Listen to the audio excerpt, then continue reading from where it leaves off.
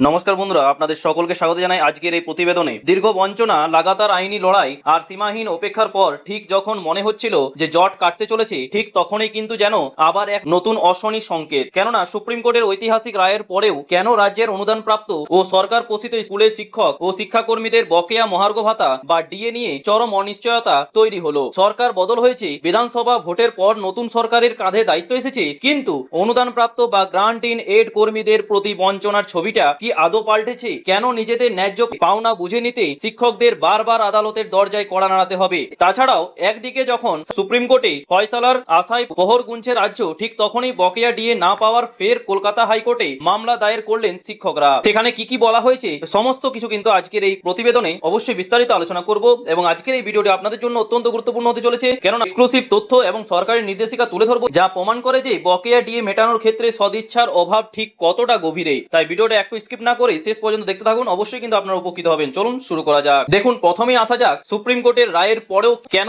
এই বৈষম্য।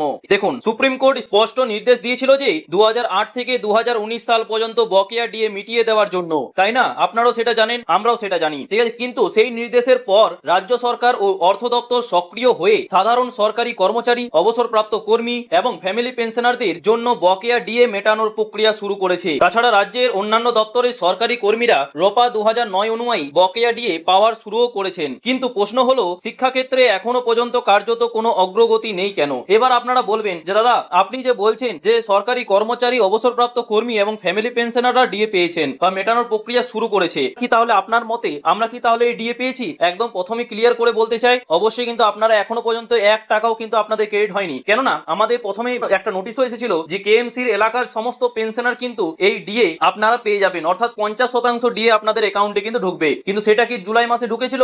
একদমই না, 1 পয়সাও কিন্তু ঢোকেনি। এটাই কিন্তু এখন রুড বাস্তব, এবং এটাই কিন্তু সরকার এখন সত্যি কথা বলতে গেলে আপনাদেরকে একদম এখন যা পরিস্থিতি মোয়ার মতো ঝুলিয়ে রেখেছে। তাছাড়াও এখনো পর্যন্ত কিন্তু ফ্যামিলি পেনশনার থেকে শুরু করে অবসরপ্রাপ্ত কর্মী, পেনশনার কেউ কিন্তু এখনো পর্যন্ত 1 টাকাও কিন্তু পাননি। হ্যাঁ, সরকারি কর্মচারীরা আগে হয়তো কিছুটা পরিমাণে পেয়েছে, কিন্তু সেটাও কিন্তু অনেকটা কম, হয়তো 4 ভাগের 1 ভাগ হয়তো সেই সরকারি কর্মচারীরা সেই তখন পেয়েছিল, সেটা কিন্তু পূর্ববর্তন সরকারের আমলে কিন্তু পেয়েছিল। এই নতুন সরকার আমলে কিন্তু 1 টাকাও কিন্তু এখনো পর্যন্ত কারোর হাতে আসেনি। সেটাই কিন্তু এখন রুড বাস্তব। তবুও এই নিয়ে আলোচনা হচ্ছে, ঠিক আছে, যে এবং এই প্রসেসটা শুরু হওয়ার এই নিয়ে ভাবা হচ্ছে, ঠিক আছে। কিন্তু প্রশ্ন হলো যে শিক্ষাক্ষেত্রে এখনো পর্যন্ত কার্যত কোনো অগ্রগতি নেই কেন? অর্থাৎ গ্রান্ট ইন এড ও সরকার পোষিত স্কুলের শিক্ষক শিক্ষাকর্মীদের ক্ষেত্রে প্রশাসনের তরফে কোনো স্পষ্ট নির্দেশিকা বা বিজ্ঞপ্তি এখনো জারি হয়নি। এটাই কিন্তু রুড বাস্তব। তাছাড়া ওএসএমএস পোর্টালে কাজ শুরুর প্রাথমিক খবর মিললেও বাস্তবে তার কোনো সন্তোষজনক অগ্রগতি নজরে আসেনি। ফলে এক প্রকার অন্ধকারই রয়েছেন রাজ্যের হাজার হাজার শিক্ষক সমাজ। তাছাড়া এখন কিন্তু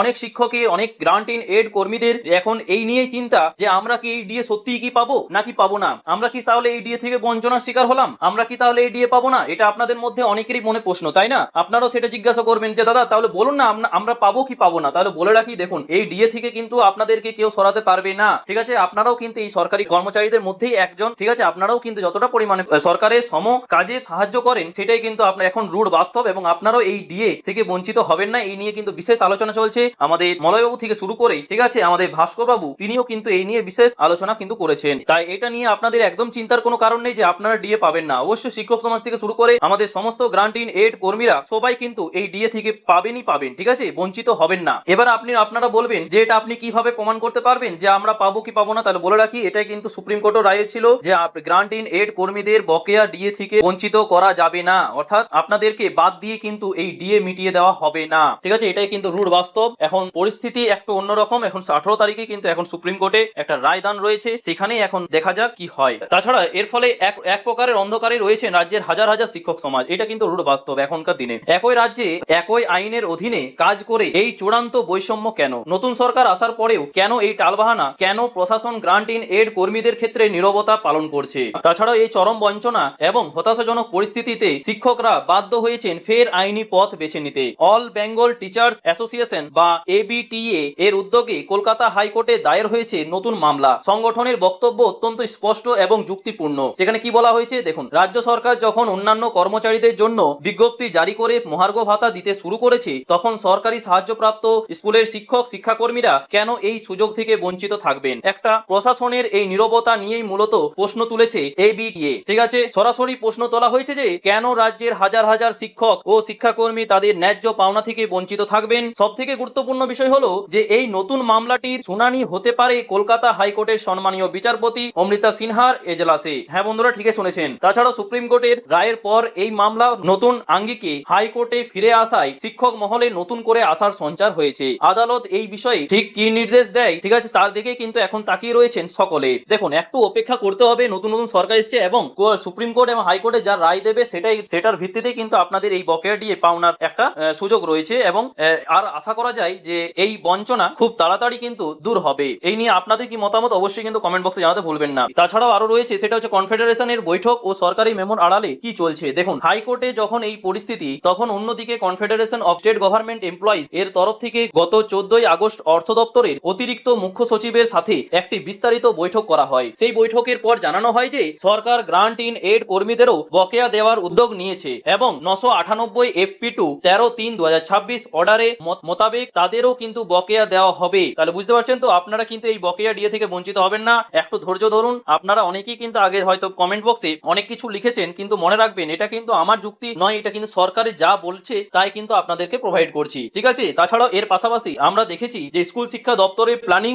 অ্যান্ড বাজেট ব্রাঞ্চ থেকে গত 10ই আগস্ট একটি মেমো নম্বর হচ্ছে 361 সিডি জারি করা হয়েছে। সেখানে অর্থ দপ্তরের 4 আগস্টের একটি মেমোর উল্লেখ করে সরকার পোষিত শিক্ষা প্রতিষ্ঠান, পঞ্চায়েত, মিউনিসিপ্যালিটির কর্মীদের ডিএ দেওয়ার বিষয়ে প্রয়োজনীয় পদক্ষেপ নিতে বলা হয়েছে। কাগজপত্রে তো অনেক কিছুই হচ্ছে, তাই না, কিন্তু আসল জায়গায় কাজ হচ্ছে কি, অর্থাৎ কনফেডারেশনের অভিযোগ শুনলে আপনি বুঝতে পারবেন যে জল কতটা গভীর। হ্যাঁ বন্ধু, ঠিক শুনেছেন। কেননা কনফেডারেশনের 7 দফা দাবি কোথায় লুকিয়ে আছে ফাঁকি। দেখুন, 14ই আগস্ট অর্থ সচিবের কাছে কনফেডারেশন যে চিঠিটি দেয়, সেখানে তারা 7টি অত্যন্ত বিস্ফোরক দাবি তুলে ধরেছেন। প্রথমত, সুপ্রিম কোর্টের রায়কে পূর্ণাঙ্গভাবে কার্যকর না করে সরকার আংশিক কার্যকর এর নামে জটিলতা সৃষ্টি করছে। দ্বিতীয়ত, রপা 2009 এবং সুপ্রিম কোর্টের রায় অনুযায়ী AICPI অর্থাৎ all India consumer price index সূচকে ডিএ গণনা করার কথা থাকলেও সরকার অস্তিত্বহীন স্টেট বেসড সিপিআই এর নামে ভুল গণনা করে কর্মীদের আর্থিক ক্ষতির মুখে ফেলেছে। আর সবথেকে বড় প্রশ্ন হলো, সুপ্রিম কোর্টে সরকার নিজেই যখন এস্টিমেটেড ইম্প্যাক্ট বা খরচের খতিয়ানে 3 নম্বর কলামে গ্রান্ট ইন এড কর্মীদের জন্য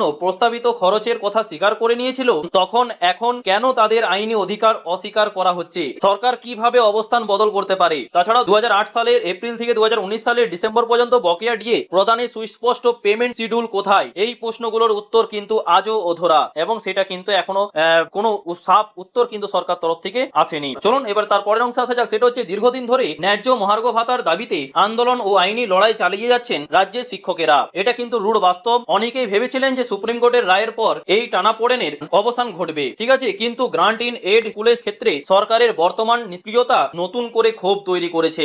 আজ আপনারা জানেন, কিন্তু 18ই আগস্ট 2026 সুপ্রিম কোর্টের 8 নম্বর কোর্টে দুপুর 2টোর সময় কিন্তু ডিএ মামলার পরবর্তী শুনানি হতে চলেছে। সম্মানীয় বিচারপতি সঞ্জয় কারোল এবং বিচারপতি প্রশান্ত কুমার মিশ্রের বেঞ্চে এই মামলাটি পেন্ডিং রয়েছে। সংগ্রামী যৌথ মঞ্চের আহ্বায়ক ভাস্কর বাবু স্পষ্ট জানিয়েছেন যে তারা আদালতে সরকার পোষিত ক্ষেত্রের কর্মীদের বকেয়া না পাওয়ার বিষয়টি জোরালোভাবে তুলে ধরবেন। মনিটরিং কমিটির তাদের রিপোর্ট জমা দেবে আর তার ভিত্তিতেই মতামত জানাবে। উভয় পক্ষের দিকেই তীক্ষ্ণ নজর রেখে বসে আছে। তাই আপনাদের যে ন্যায্য অধিকার, ঠিক আছে, সেটা কিন্তু আপনারা পাবেনই। এটা কোনো ভিক্ষা নয় বা এটা কোনো দান নয়, ঠিক আছে, এটা কিন্তু আপনাদের অধিকার এবং এটা কিন্তু আপনাদের পাওনা, ঠিক আছে। সেটা থেকে কেউ পিছু হাঁটতে পারবে না এবং তাই কিন্তু দেখতে পাচ্ছেন সবাই কিন্তু আপনাদের অধিকারের জন্যই কিন্তু লড়াই করছেন। একটু সময় দিতে হবে, অবশ্যই কিন্তু দেখবেন কিছু না কিছু ফল আসবেই আসবে। সো বন্ধুরা, আজকে এই পর্যন্তই। দেখা হচ্ছে পরের ভিডিওতে নতুন কোনো আপডেট নিয়ে। Thank you. পাশে থাকবেন, সুস্থ থাকবেন এবং ভিডিওটি ইনফরমেটিভ মনে হলে অবশ্যই কিন্তু শেয়ার করবেন, যাতে আপনাদের সহকর্মীদের যাতে এই ইনফরমেশনটা পেয়ে উপকৃত হয়।